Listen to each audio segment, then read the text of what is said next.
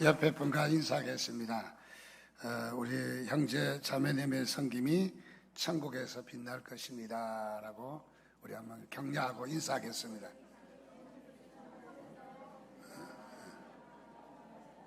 다 따라 하시면 안 돼요. 집사님만 하든지 형제님만 하든지 자매님만 하든지. 그래서 둘 다 따라 하신 것 같아요. 그래서 다시 한번 인사하겠습니다.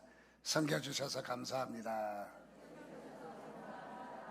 얼마나 감사합니까? 우리가 어려울 때 격려해 주었고, 또 우리가 병들 때 또 이렇게 우리를 또 기도해 주었고, 힘들 때 또 우리에게 힘을 내게 해 주셨던 우리 옆에 형제 자매님들의 섬김을 다시 한번 감사하시기를 바랍니다. 천국에서는 우리의 섬김이 빛날 것이라고 그럽니다. 천국에는 상급이 있어요. 상급이. 천국에는 공짜로 모든 것을 다 처리하는 데가 아니라 일일이 다 상급을 내려주신다는 거예요. 여러분 천국에 귀한 상급 받으시기를 주님의 이름으로 축원드립니다. 그래서 내가 하는 이 일이 천국에서 정말 빛날 것인가 한번 우리가 다시 한번 기억하는 시간이 됐으면 좋겠습니다. 우리 이 시간 함께 천국에서 해같이 빛나리 옆에 분 섬기는 마음으로 또 하나님께서 우리에게 여러 가지 은혜를 베푸셨던 걸 감사하는 마음으로 우리 찬양 한번 불러보겠습니다.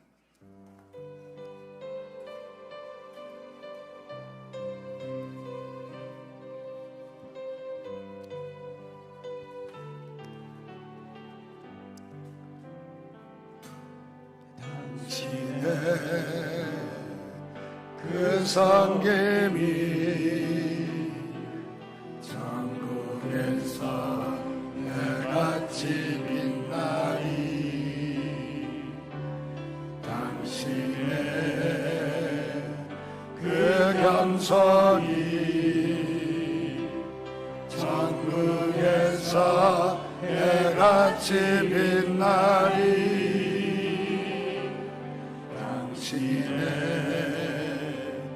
그 성금이 천국에서 해같이 빛나리 당신의 그 정성이 천국에서 해같이 빛나리 주님이 기억하시면 족하리 예수님 사랑으로 가득한 모습 천사도 흠모하기 아름다운 그 모습 천국에서 해같이 빛나리 당신의 그 순종이 천국에서 해같이 빛나리 이 앞에 분과 살며시 손을 잡고 부릅니다. 이래 그 사랑이 천국에서 해같이 빛나리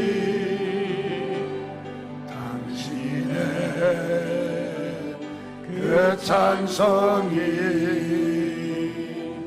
천국에서 해같이 빛나리 당신의 그 헌신이 천국에서 해같이 빛나리 주님이 기억하시면 족하리 불타는 사명으로 가득 찬 모습 천사도 흠모하는 아름다운 그 모습 천국에서 해같이 같이 빛나리. 하나님 감사합니다. 저희들에게 이렇게 섬길 수 있는 기회를 주시고 형제가 이렇게 어려울 때에 서로 헌신하며 섬기는 마음을 주셔서 이 섬김을 감사하고 주님께 올려드리는 마음으로 오늘도 찬양하게 해주심을 감사합니다. 하나님이여 서로 격려하고 바로 이 땅이 천국이 되게 하여 주옵소서. 이 교회가 천국이 되게 하시고 우리 성도들의 관계가 천국이 되게 하여 주옵소서. 주님이 기뻐하시고 주님이 해같이 빛나는 큰 축복 내려주실 것을 믿습니다. 오늘도 우리를 향해서 섬겨주신 모든 분들에게 감사드립니다. 주님 함께하여 주옵소서. 예수님의 이름으로 기도드리옵나이다. 아멘. 우리 옆에 분과 다시 한번 인사합니다. 섬겨주셔서 감사합니다 라고. 오늘은 특별히 우리가 말로만 늘 듣던 우리 칼빈에 대해서 우리 장로교회 교리의 체계를 이룬 아주 뼈대를 잘 놓은 바로 이 칼빈 신학자에 대해서 말씀을 좀 드리려고 합니다. 마틴 루터는 1517년에 종교개혁을 했다면은 칼빈이라는 자는 무엇을 했냐면 교회를 뼈대를 잘 세워놓는 그런 사람입니다. 그래서 우리 장로 교인들이 칼빈을 모른다면 간첩이지 뭐. 우리 요한 칼빈에 대해서 모르는 사람이 없이 교회마다 또는 우리가 설교 때마다 또 성경 공부 때마다 칼빈에 대해서 소개하고 이야기를 합니다. 장로교뿐만 아니라 이제 교리 체계는 장로교가 제일 잘 됐다 그렇게 보거든요. 그리고 감리교라든지 침례교라든지 성결교라든지 또는 이 순복음이라든지 다 교리의 근거가 이 칼빈의 교리를 근거하고 있습니다. 그래서 음으로 양으로 요한 칼빈에 대해서 다 모두 이 교리의 체계를 감사하고 좋아하고 있습니다.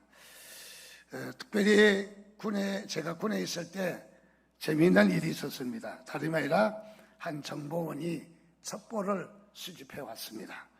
그 첩보를 제가 보게 되었는데 교회 단체가 군사 무기를 평가하는 그런 일이 있다고 첩보를 적어온 거예요. 그래서 뭔가 봤더니 다름 아니라 왜 교회 단체, 기독교 단체가 칼빈 소총에 대해서 이야기하느냐. 그래서 칼빈이 신학자 칼빈인 줄은 모르고 칼빈 소총으로만 생각했던 것 같아요. 그래서 제가 웃으면서 조언을 드렸습니다. 칼빈 소총에 대해서 교회가 이야기하는 것이 아니라 칼빈이라는 신학자가 있습니다. 신학 사상을 이야기하겠답니다. 그러니까 아이고 내가 잘못 알았구만 얼른 찢어버리는 그런 일이 우스개로 있었습니다. 자, 이 칼빈, 요한 칼빈은 우리가 참으로 존중하고 얼마나 교리의 체계를 잘 세웠는지 요즘 유튜브 보니까 그런 그 소개되어 있습니다. 한국 교회는 이단에게 잠식당하다. 뭐 100% 맞지는 않지만은 일리가 있는 소리였던 것 같습니다. 왜냐하면 교인들은 무수히 빼앗기고 있잖아요. 우리 1년에 뭐 신천지인가 구천지인가는 뭐 1년에 몇만 명이 증가한다고 그래요. 증가한다. 그래서 이단들에게 많이 빼앗기고 이단에게 또 실제로 넘어가고 있다. 그것도 믿는 기존 신자가 새 신자가 아니라 기존 신자가 이단으로 많이 넘어가고 있다. 무엇을 반증해 주느냐 하면 교회 자체가 지금 많이 약해졌다 하는 거죠. 어떤 면으로 약해졌느냐 하면은 교리의 체계가 많이 무너졌다. 7, 80년대만 해도 그래도 우리 교리의 체계가 교회마다 딱딱 골격이 서 있고 교리 공부에 대해서 많이 심려를 기울였는데 요즘 들어서 우리 교회의 설교의 흐름이 대체적으로 격려하고 위로하고 축복하는 그런 설교가 많이 있거든요. 어떤 기복적인 그런 신앙을 많이 갖고 있다 보니까 우리가 이 뼈대를, 교회의 뼈대를 잘 알지 못하고 있다. 그래서 이 교회의 뼈대를 잘 알면은 이단에게 넘어가지 않습니다. 그래서 우리가 이 뼈대, 우리가 세례받을 때도 또는 우리가 직분을 받을 때도 웨스트민스터 대서열이 문답을 믿고 신뢰하느냐 들어본 적이 있나요? 공부해 본 적이 있나요? 없잖아요. 사실은 어려운 용어이긴 하지만은 대서요리 문답 우리가 다 익히 알아야 될 부분인 거죠. 잘 우리가 학습해야 될 부분입니다. 우리 교회는 수요일을 통해서 소요리 문답 공부를 하고 있는데 요즘 방향을 좀 틀어서 굉장히 재미있어들 하십니다. 그래서 유인물을 처음부터 끝까지 지금 16관과 했는데 이 16번에 걸쳐서 그 교환을 다 모으신 분들이 많아요. 그래서 너무너무 필기를 해가면서 재미있다고 좋아하시는 분들도 많이 있는 것 같습니다. 자, 그래서 우리 이 칼빈의 교리가 두드러지게 나타나는 것은 예정론이다 하는 그런 말들 많이 들어봤죠. 우리 하나님께서 만세전에 우리를 택하셨다.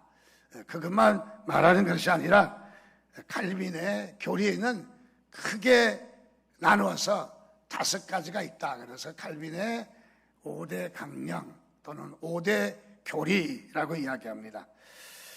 그래서 우리 7, 80년대만 해도 우리 교회에서 가르쳐주는 노래가 있었죠. 성경 목록가, 창세기, 출애굽기, 레위기, 민수기, 신명기, 여호수아 하는 그런 노래를 했습니다. 그런데 또 하나의 같은 곡에다가 가사를 붙여서 노래한 거 있습니다. 그것은 다름 아니라 칼빈주의의 5대 강령. 칼빈주의 5대 강령은 인간의 전적 부패 이러면서 똑같은 곡으로 노래를 했던 적이 있습니다. 유튜브에 한번 찾아봤어요. 그 노래가 7, 80년대 불렀던 노래가 아직도 성행하고 있나 찾아보니까 한 군데도 찾을 수가 없었어요. 다른 데 있는지는 모르겠지만은 한 군데도 찾을 수가 없었다. 즉 다시 말하면 칼빈주의 5대 강령, 5대 교리를 잘 아는 것은 우리에게 너무너무 중요하다. 자, 그래서 꼭 우리가 기억해야 될 부분입니다. 그래서 5번에 걸쳐서 칼빈주의 5대 교리를 하나씩 그렇게 설교하도록 할 것입니다. 그래서 잘 기억하는 시간이 되었으면 좋겠습니다. 원래 칼빈이라고 하는 말은, 요한 칼빈이라고 하는 말은 영어식 발음이고 주로 칼빈이 프랑스에서 사역을 했기 때문에 깔뱅이라고 그럽니다. 그런데 보니까 장깔뱅이라고 그러니까 장씨인가 봐요. 우리 한국하고 혈통이 같은가? 장깔뱅이라고 하는데 역시 프랑스식 이름이고 다른 사람은 아닌 것을 기억해 주시기 바랍니다. 그러면 우리 칼빈주의 5대 교리가 무엇일까? 그 5대 교리를 살펴보겠습니다. 첫째는 인간의 전적 부패입니다. 우리 인간이 전적으로 부패됐다. 하나님을 찾지도 않고 찾을 만한 능력도 없다. 그래서 하나님 앞에 우리가 전적인 구원은 하나님 아니고는 우리가 구원을 받을 수 없다. 그래서 모든 인간이 다 부패했다. 완전히 부패했다. 머리부터 발끝까지 부패했다는 뜻에서 인간의 전적인 부패. 두 번째는 무조건적 선택. 하나님께서 우리를 구원하시려고 우리를 선택하셨는데 인물이 잘나고 조건이 좋아서 또는 형편이 좋아서 그렇게 해서 우리를 선택한 것이 아니라 하나님이 무조건적으로 우리를 선택했다.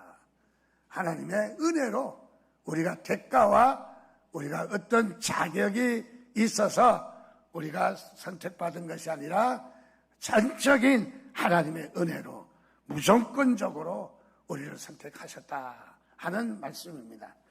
세 번째는 제한 속죄입니다. 우리가 죄를 속함을 받는 것은 모든 사람이 다 무조건 다 죄를 용서받는 것이 아니라 제한적이라는 거죠. 제한적. 요한복음 3장 16절도 보면 하나님이 세상을 이처럼 사랑하사 독생자를 주셨으니, 여기까지는 누구든지 맞아요. 그 다음이 중요합니다. 이는 저를 믿는 자마다 멸망치 않고 영생을 얻으리라. 어떤 자가 구원받느냐? 믿는 자. 자, 믿는 자만, 예수 그리스도를 믿는 자만 구원받는다. 그래서 이 교리가 제한 속죄입니다. 누구나 다 구원받는다 하는 뜻이 아니라는 것을 보여줍니다. 네 번째는 불가항력적인 은혜다. 무엇을 말하냐면, 하나님의 은혜는 하나님께서 전적으로 부으셔서 우리가 요청하고 우리가 어떤 구원받을 만한, 은혜 받을 만한 조건을 내세우고 수고해서 우리의 노고와 우리의 어떤 자격이 있어서 우리가 구원받은 것이나 전적인 하나님이 부으신 것이다. 그래서 불가항력적인 은혜이다. 마지막 다섯 번째는 성도의 견인이다. 이것은, 견인이라는 말은 참고 인내함으로 인해서 우리가 마지막 날에 반드시 구원받는다. 여러분, 지금은 우리가 구원이 완성이 되지 않아서 어려움도 있지만은, 그러나 우리의 구원은 반드시 완성이 될 줄 믿습니다. 승리할 줄 믿습니다. 구원받을 줄 믿습니다. 그래서 이 성도의 견인, 이 다섯 가지를 여러분 잘 외우시기 바랍니다. 다섯 번에 걸쳐서 이렇게 설교하다 보면 아마 다 외우게 될 것 같아요. 한번 우리 이 시간 읽어보도록 하겠습니다. 제가 칼빈주의 5대 교리 첫째 하면 여러분들은 인간의 전적 부패, 그래서 다섯 가지 한번 되새겨보는 시간을 갖겠습니다. 칼빈주의 5대 교리 첫째, 둘째, 셋째, 넷째, 다섯째. 예, 시험 봐도 다 100점 맞겠죠? 예, 마지막 때 시험 볼까요? 예, 원하는 사람만 보겠습니다. 예, 이래서 이 다섯 가지의 오늘 첫 번째, 우리 성경은 이 교리가 칼빈의 주장이 아닙니다. 성경의 주장입니다. 그래서 이 성경의 주장이 인간은 전적으로 부패했다 하는 말씀을 되새기는 시간이 되었으면 좋겠습니다. 한동안 텔레비에서 그 아이들 프로그램이 나왔습니다. 그 프로그램에 나와 있는데 인물이, 등장하는 인물이 피카츄가 나와 있는데, 저는 본 기억이 없는데 나왔다고 하니까 뭐 그렇게 저도 압니다. 자, 이 피카츄라는 이 인물이 나오는데 보니까 모양이 토끼도 아니고 햄스터도 아니고 어떻게 모양이 이상한 모양입니다. 그런데 어쨌든 이상한 모양을 띠고 등장인물 중에 귀염둥이 악당이라 주장하는 개구쟁이들이 있는데, 누구냐고 묻기만 하면 마치 기다렸다는 듯이 우리가 누군지 물으신다면 대답해 드리는 게 인지상정이지요. 그래서 자기에 대해서 적나라하게 자기를 소개해요. 자기를. 오늘 피카츄가 하는 얘기가 뭐 특별한 것은 아니지만은 자기를 적나라하게, 거창하게 자기를 소개했다 하는 측면을 좀 우리가 좀 생각하고 싶습니다. 우리에게도 질문이 주어진다면, 당신은 누구십니까? 라고 질문을 주어진다면 아마 어떻게 대답할지 뭐 여러 가지 대답이 있겠죠. 각자 처한 상황에 따라 자기를 소개할 것 같습니다. 어떤 사람은 저는 농부입니다. 기농을 한 농부입니다. 또 저는 엔지니어입니다. 저는 교회 집사입니다. 3번 아름다운 교회 장로입니다. 뭐 여러 가지로 자신을 아마 소개할 것 같습니다. 즉 모든 사람들에게 다시 한번 당신은 누구냐, 어떤 인간이냐라고 묻는다면은 아마 어떻게 대답할 것 같습니까? 아마 이 피카츄의 말씀을 조금 우리가 생각한다면은 우리의 모습을 정확하게 아마 적나라하게 설명하지 않을까 생각합니다. 자, 인간이 누구냐 하는 것이 중요합니다. 인간이 누구냐는 이해에 따라 우리가 추구하는 진리가 다르다는 거예요. 자, 그래서 우리는 우리를 누구라고 생각하느냐 하는 것이 중요한 거죠. 자, 그래서 우리는 누구라고 이해하느냐에 따라서 우리가 구원의 그 은혜도 결정적인 역할을 하게 되는 거죠. 그래서 우리 누구냐 하는 것이 중요합니다. 3세기에 펠라기우스라는 사람이 있었는데 이 사람은 어거스틴이라는 사람은 누구냐면은 칼빈에게 가장 영향력을 많이 줬어요. 우리 장로교나 우리 교회의 교리에 어거스틴을 절대 빼놓을 수 없습니다. 그래서 어거스틴의 그 교리를 시간과 영원 같은 논문은 정말 지금도 대단한 논문입니다. 자, 그래서 이 어거스틴과 동시대에 반대되는 사람이 있었습니다. 그 사람이 바로 펠라기우스라는 사람입니다. 이 펠라기우스는 어떤 사람이냐, 뭐라고 주장을 했느냐, 인간이 타락으로 인해서 죽은 존재임을 인정하지 않았다는 거죠. 그래서 인간이 죽음을 갖고 오게 된 것은 타락으로 인한 것이다. 성경을 반박하고 들어가는 거예요. 성경의 그런 주장은 아니다. 인간은 타락으로 인해서 죽은 존재가 아니다. 라는 반박을 합니다. 그래서 모든 인간은 타락 전에 아담과 같은 상태로 태어났다고 주장을 합니다. 아담과 같은 상태. 즉 인간은 하얀 도화지 같은 상태에서 태어나서 어떤 그림을 그릴지에 따라서 자신을 결정하게 된다. 그런 말을 했습니다. 다시 말하면 선한 그림을 그리면은 구원을 얻을 것이고 악한 그림을 그리면 심판을 받을 것이다. 그래서 우리가 이 땅에 인간이 태어나서 사는 삶이 하얀 도화지 백지 위에다가 그림을 그리고 있다는 거예요. 그래서 어떤 그림을 그리느냐? 강도질하고 나쁜 짓하고 훔치고 사람을 죽이고 나쁜 그림을 그리고 있는 거죠. 또 어떤 사람은 선한 그림, 인류를 위해서, 복지를 위해서, 평화를 위해서 정말 좋은 그림을 그려 나가고 있다면은 그는 구원을 받을 것이다. 지금 이렇게 이야기합니다. 그래서 무엇으로 구원을 얻는다? 인간이 어떤 그림을 그리느냐에 따라서 우리가 구원을 받을 수도 있고 또는 우리가 심판을 받을 수도 있다. 이렇게 주장하는 거죠. 여러분의 귀에 익숙하지 않는 말입니다. 왜냐하면 우리는 그 교리를 인정할 수 없기 때문이죠. 자, 그래서 인간이 스스로 노력으로 인해서 구원을 받을 수 있다라는 말이 이 펠라기우스의 주장이에요.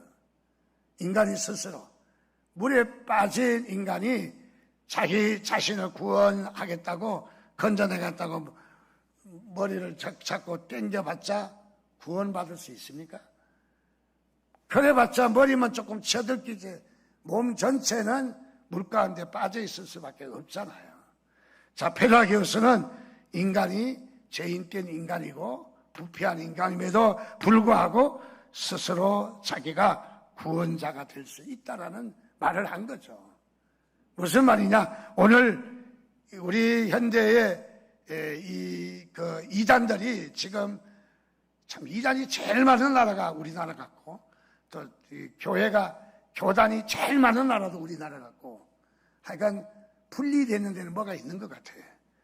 우리 사회에서도 어떤 단체 보면 툭 하면 깨져요. 분리를 해요. 뭐 이쪽 파 저쪽 파. 우리나라 사람은 분리를 참 잘하는가 봐.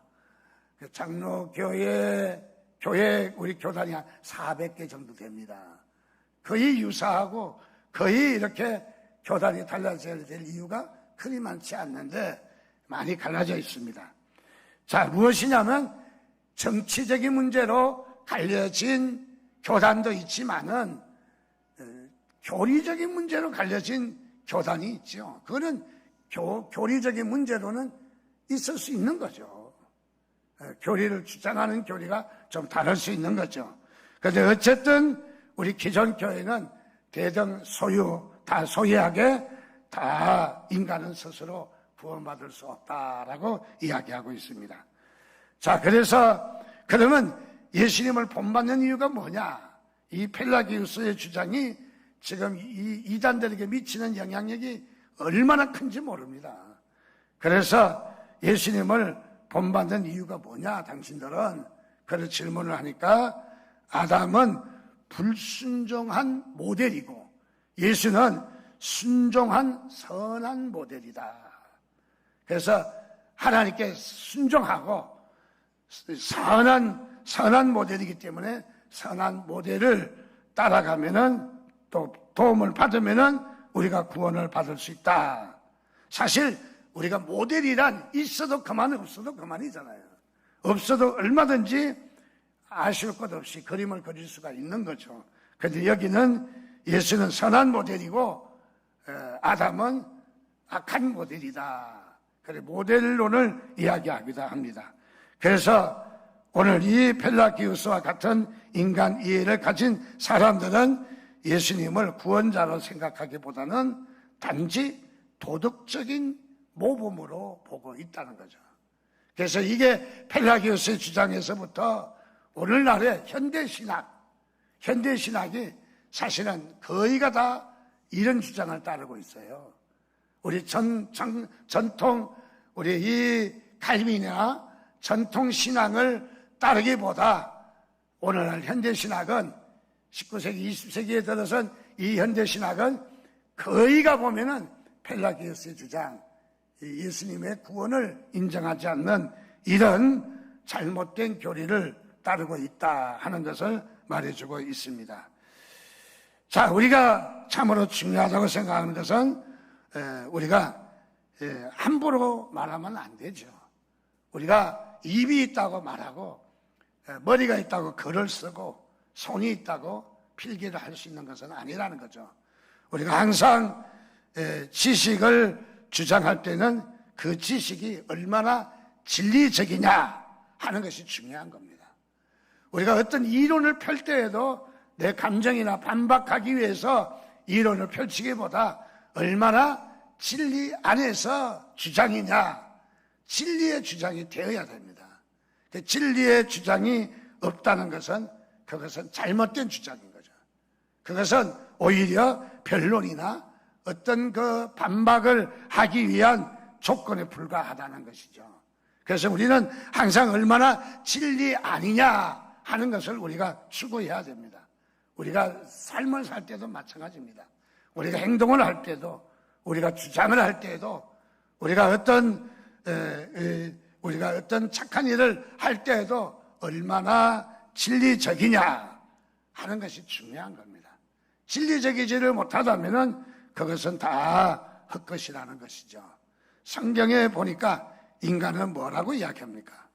오늘 2장 1절 말씀에 보니까 그는 인간을 이야기합니다. 허물과 죄로 죽었던 너희를 살리셨도다. 그는 예수 그리스도를 이야기합니다. 자, 허물과 죄로 죽었던 너희를 살리셨다. 우리 인간의 본래의 모습이 어떤 자이라고요? 허물과 죄로 죽었던 자라고 이야기합니다.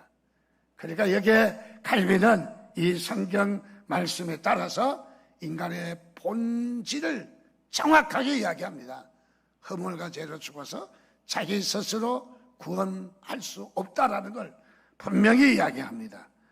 자, 그래서 허물과 죄로 죽었다면은 자기 자신이 스스로 자기를 구원할 수 없다. 외부의 구원자가 꼭 필요하다. 그 말이에요. 외부의 구원자가. 그래서 오늘 말씀에도 4절, 5절에도 보니까 국률에 풍성하신 하나님이 우리를 사랑하신 그 큰 사랑을 인하여 허물로 죽은 우리를 그리스도 예수 안에서 살리셨다. 너희가 은혜로 구원을 얻은 것이다.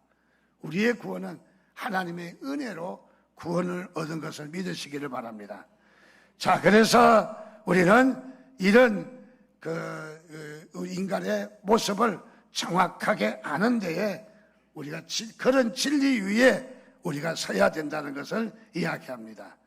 교묘한 타협을 만들어냈던 또 하나의 학자가 있는데 펠라기우스의 후세 사람들, 일명 세미 펠라기안이라고 말하는 사람들이 중세 로마 교회와 또는 이 중세에 많은 영향을 끼쳤던 바로 그런 사람들입니다. 그 중에 한 사람을 소개하면은 카시안이라는 사람이 있는데, 이 카시안이라는 사람은 어떤 사람이냐?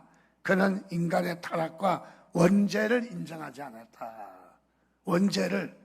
여러분, 원죄를 인정하지 않는 것은 사람이 타락했다는 말이 성립되지 않는 말이죠. 그래서 인간의 자유의지는 살아있다, 이렇게 주장했어요.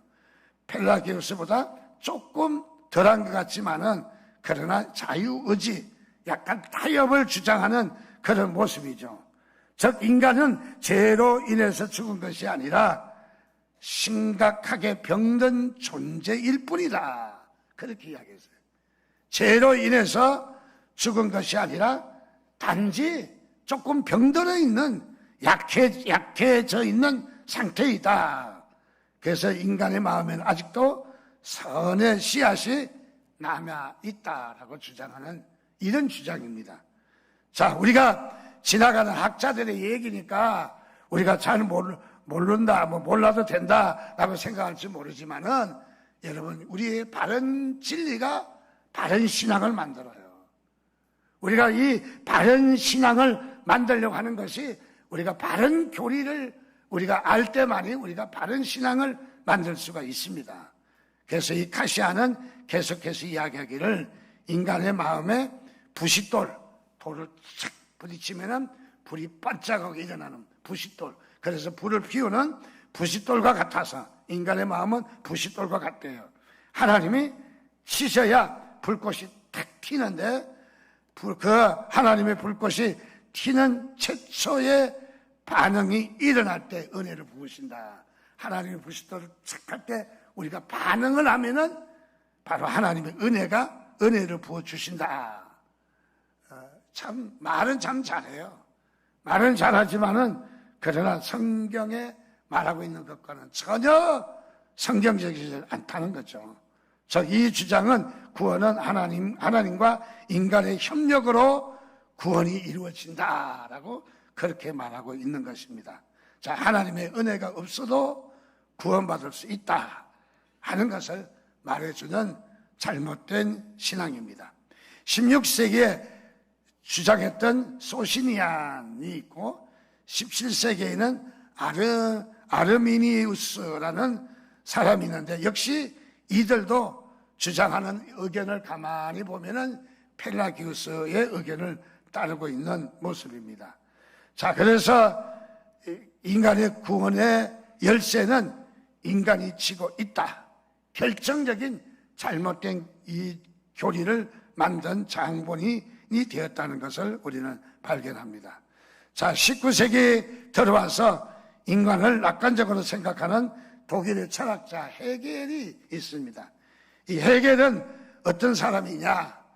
토마스 아퀴나스하고 같은 주장을 했는데 토마스 아퀴나스는 천주교 교리의 뼈대를 이룬 사람입니다. 자, 그래서 이 토마스 아퀴나스처럼 헤겔은 뭐라고 이야기하느냐? 인간의 이성만큼은 타락되지 않은 것으로 생각한다. 조금 약간 뒤로 물러는 것 같지만은 역시 현대 신학의 잘못된 면이 꼬집어서 말할 수 있습니다. 자, 그래서 오늘날 현대 신학은 이 19세기, 21세기까지 들어온 이 현대 신학의 지금 발자취는 어디로 가고 있냐면 자유주의로 가고 있어요. 자, 그래서 우리 교계에도 자유주의가 있고 보수주의가 있습니다.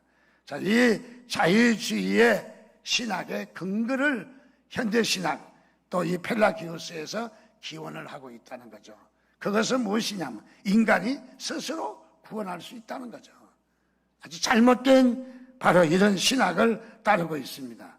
자유주의 신학에 아버지라고 말하는 슐라이마크가 있는데, 슐라이마크는 이렇게 이야기했습니다. 인간의 신의존 감정만큼은 부패하지 않았다. 하나님을 의존하는 것만큼은 부패하지 않았다. 그러니까 인간은 아직도 꿈틀거리고 살아있다는 거죠.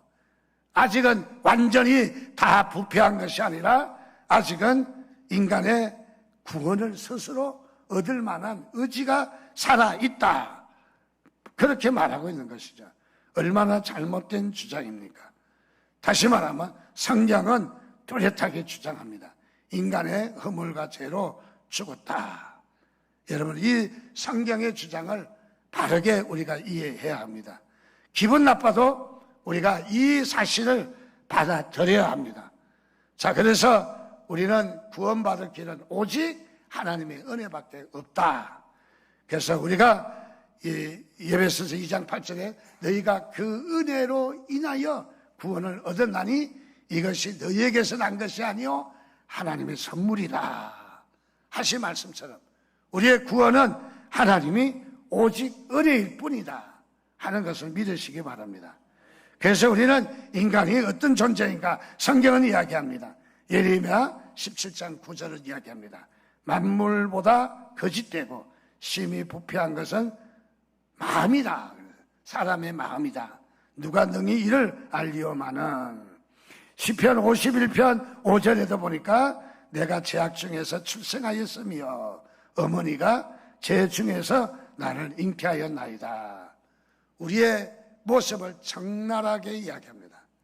자기소개를 정확하게 이야기해야 했듯이 오늘 우리의 성경은 우리 인간을 정확하게 보고 있습니다.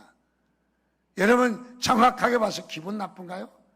그럴 수 있어요. 여러분들 휴메니즘이란 말은 번역하면 인본주의, 인문주의 뭐 그렇게 이야기하잖아요. 근데 휴메니즘이 사실은 단순하게 인본주의 얼마나 아름답습니까? 인간주의다, 인본주의다, 사람을 생각한다. 얼마나 좋은 말이에요. 인본주의의 주장이 뭐냐면 사람 위에 사람 없고 사람 밑에 사람 없다. 참 좋은 말이잖아요. 북한의 김일성의 주체 사상에도 주체 탑 서문에도 보면 인간 위에 인간 없고 인간 밑에 인간 없다. 얼마나 좋은 말이에요. 처음에 읽는 순간 감동에 의해서 꼬꾸라질 뻔했습니다. 얼마나 우리가 사상만 주장만 그렇게 해서는 안 되는 거죠. 실제가 그렇게 되었죠. 우리 뭐 북한에서는 보니까 마음에 안 들다고 고사포로 자기 뭐 외삼촌이가 누구를 그냥 장성택 외삼촌이가 완전히 죽이는. 여러분 그게 사람 위에 사람 밑에가 없는 겁니까? 예. 그 말은 공산당 내를 말하는 거거든. 공산당 내를. 누구나 평민을 이야기하는 게 아닌 거죠. 자, 무엇을 이야기하느냐? 공산주의 주체 사상이나 인본주의나 같은 주장이에요. 인간 위에 인간 없고 인간 밑에 인간 없다. 참 좋은 말이긴 하지만은 실제는 아니라는 거죠. 즉 다시 말하면 인본주의는 사람을 가장 대우합니다. 인본주의는 이 휴메니즘은 기독교의 사도신경을 16가지로 반박합니다. 전능하사 천지를 만드신 하나님 아버지를 내가 믿사오며 첫 번째 주장이에요. 사도신경의 주장이에요. 우리 기독교의 성경의 주장이에요. 자, 그래서 우리는 그렇게 믿고 있습니다. 전능하신 하나님, 천지를 만드신 하나님 아버지, 나의 아버지신 하나님, 우리는 철저하게 믿고 있어요. 근데 이 휴메니즘은 뭐라고 이야기하냐면 16가지로 반박하는데 결국은 기독교를 반박하는 거예요. 무엇이냐면 우리 인간은 어느 누구로부터 지원받은 존재가 아니다. 이게 그들의 강령이에요. 이게 휴메니즘이 종교로 등록되어 있습니다. 이것이 바로 인간을 가장 아름답게 미화하는 어떤 누구로부터 지원받은 존재가 아니다. 인간은 스스로 존재한다는 것을 이야기하는 거예요. 인간이 하나님의 자리에 딱 앉는 거죠. 무엇을 이야기하느냐? 결국은 이것은 인간의 현실을 정확하게 지적하지는 못하고 있다. 기독교는요, 처음부터 인간이 죄인이다, 죄로 말미암아 멸망했다. 우리 딱 보자마자 기분 나쁘잖아요. 교회 오자마자 죄인이다, 구원받을 수 없다. 얼마나 우리를 그냥 나무랍니까? 그냥 아니 좀 부드럽게 말하면 어때서 이렇게 강하게 이야기하나 할 정도로 가혹합니다. 자, 문제는 가혹하냐 가혹하지 않느냐가 문제가 아니라 인간을 정확하게 볼 때 정확한 우리의 치료가 나오는 거죠. 의사가 우리를 정확하게 진단해야 정확하게 치료할 수 있어요. 진단이 정확하지 않으면 맨 하기는 해도 치료가 안 되는 거죠. 자, 그래서 오늘 하나님은 성경에 인간을 정확하게 보는 것은 정확하게 치료할 수 있기 때문에, 또 정확하게 치료하시기 때문에 제일 먼저 인간은 죄인이다라고 기분 나쁘지만은, 우리가 받기가 어렵지만은 우리 인간에게 귀에 들리는 소리가 좋다고 해서 좋은 게 아니라는 거죠. 자, 그래서 인간은 정확하게 하나님은 이야기합니다. 로마서 3장 10절부터 18절에는 의인은 없나니, 인간의 모습을 얘기합니다. 인간이 어떤 존재이냐? 하나도 없다는 거예요. 깨닫는 자도 없고 하나님을 찾는 자도 없고 다 치우쳐 무익하게 되고 선을 행하는 자도 없다. 하나도 없다. 그들의 목구멍은 열린 무덤이고 그의 혀로는 속임을 일삼으며 그의 입술에는 독사의 독이 있고 그의 입에는 저주와 악독이 가득하고 그의 발은 피 흘리는데 앞장서서 재빠르게 뛰어가고 파멸과 고생이 그 길에 있고 평강의 길을 알지 못하였고 그들의 눈은 하나님을 두려워함이 없다. 얼마나 부패해 있는지를 봅니다. 여러분, 우리 인간은 전적으로 머리부터 발끝까지 부패해져 있습니다. 죄악에 완전히 물들어 있는 모습입니다. 성경에 인간이 허물과 죄로 죽었다고 말하고 있습니다. 성경 곳곳에서 너무너무 많은 부분에 바로 이렇게 죄와 허물로 죽은 존재라고 말합니다. 자, 죽은 존재라는 말은 무슨 말이냐? 기능이 정지됐다 하는 말은 아니에요. 우리가 부패하고 죄로 물들어 있지만 우리의 손발이, 머리가, 우리의 눈이, 우리의 마음이, 양심이 움직이고 움직여 있잖아요. 그래서 우리가 여기서 죄로 죽었다는 말은 기능이 정지됐다는 말이 아니에요. 여기서 우리가 죽었다는 말은 하나님의 뜻에 하나님을 알지 못하는, 하나님 앞에 하나님을 찾지도 않고 하나님에게 나갈 수도 없는 존재라는 것을 말해주는 것이죠.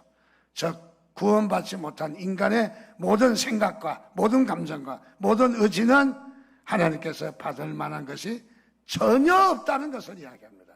우리에게는. 그러니까 우리가 하나님께 나아갈 수 있는 일은 전혀 없다는 거예요. 우리는 완전 죄인이라는 것이에요. 그래서 인간의 지정에는 선의 씨앗이 조금이라도 남아있지 않다 하는 것을 이야기합니다. 다시 에베소서 2장 5절로 갑니다. 허물로 죽은 우리를 그리스도와 함께 살리셨다라고 이야기합니다. 또 2장 8절에는 너희가 그 은혜에 의하여 믿음으로 말미암아 구원을 받았으니 이것이 너희에게서 난 것이 아니요 하나님의 선물이다. 여러분, 우리의 구원은 우리가 구원을 스스로 받은 것이 아니라 하나님에게 전적인 하나님의 은혜로 받은 것을 믿으시기 바랍니다. 그래서 오직 은혜, 오직 그리스도, 오직 예수, 우리는 은혜밖에 없는 줄 믿으시기를 주님의 이름으로 축원드립니다. 그래서 우리에게는 하나님께서 우리 하나님을 통해서 우리에게 구원을 주신 것을 믿으시기 바랍니다. 그래서 지금은 우리가 구원받았지만은 아직은 온전하지는 않죠. 구원받았는데 죄도 짓고, 구원받았는데 연약하고, 구원받았는데 아직도 옛날 구습을 쫓아가기도 하고, 자, 우리가 하나님에 대해서 구원받고 살았는데 하나님에 대해서 우리가 은혜로 구원을 받아서 하나님에 대해서 산 자가 되었는데 왜 아직도 우리에게는 죄의 잔존의 모습들이 있느냐? 그래서 우리가 죄에 대해서 반응하고 아직도 죄가 유혹하면 따라가고, 자, 우리가 죄에 대해서 의에 대해서 반응보다 죄에 대해서 반응이 어쩌면 더 크냐? 아직은 우리가 구원이 완성되지 않았기 때문입니다. 마치 우리 다리가 부러져서 병원에 가서 치료하면은 뼈도 다 맞춰주고, 그 다음에 약도 주고, 치료도 해주고, 수술도 하고, 기부스도 탁 해서 삐뚤어지지 않도록 탁 하고, 그 다음에 우리가 물리치료, 재활치료도 하고, 그렇게 해야 우리가 치료가 되지 않습니까? 마찬가지로 하나님 앞에도 우리가 구원받았다고 해서 우리가 완벽한 우리가 치료가 다 된 것은 아니라는 거죠. 우리에게 재활치료가 필요하고 물리치료가 필요하고 우리가 적응훈련이 필요한 것이죠. 우리는 이 세상에서 아직도 우리는 죄악 가운데 있기 때문에 구원이 완성되지 않았다. 완성돼서 나가는 중에 있다. 자, 우리의 구원받을 만한 우리의 자격은 없지만은 하나님의 은혜로 구원받고, 그다음에 구원을 이루어 나가는 것은 우리의 의지가 훈련이 필요하다는 것을 이야기하는 거예요. 그래서 우리가 스스로 구원을 할 수 있는 우리의 자격은 없다는 것을 말해줍니다. 자, 그래서 우리가 하나님 앞에 우리가 깨달아야 될 것은 인간은 전적으로 머리부터 발끝까지 태어나서 1년 365일 아니면 우리의 모든 생활들마다 우리는 생각하는 것이, 우리는 열심히 뛰는 것이 어쩌면 죄를 질까? 죄 짓는 것만 상상하고 죄 짓는 것만 따라가는, 그거는 무엇이냐면 인간이 죄로 물들었기 때문이에요. 그래서 인간이 전적으로 부패했다. 우리는 어느 누가 우리를 속이도 속임수에 넘어가지 않기를 바랍니다. 우리가 스스로 구원할 수 있다, 이단들의 속임에 여러분들 현혹되지 않기를 바랍니다. 우리는 오직 은혜로 예수 그리스도만이 교주가 구원하는 것이 아닙니다. 어떤 행사가 구원하시는 것이 아닙니다. 또는 어떤 우리의 행적이, 우리의 수고가, 우리의 어떤 선한 행함이 우리를 구원하는 거 아니라고요. 구원은 전적으로 하나님의 은혜인 것을 믿으시기 바랍니다. 그래서 오늘 우리는 우리 자신을 정확하게 할 때 치료책이 정확하게 나오고 우리 인간의 어떤 모습인지를 먼저 발견하는 것이 은혜인 줄 믿으시기를 주님의 이름으로 축원드립니다. 우리 함께 같이 기도하겠습니다. 하나님 은혜를 감사합니다. 우리에게 우리 자신을 정확하게 알 수 있도록 은혜를 내려주심을 감사합니다.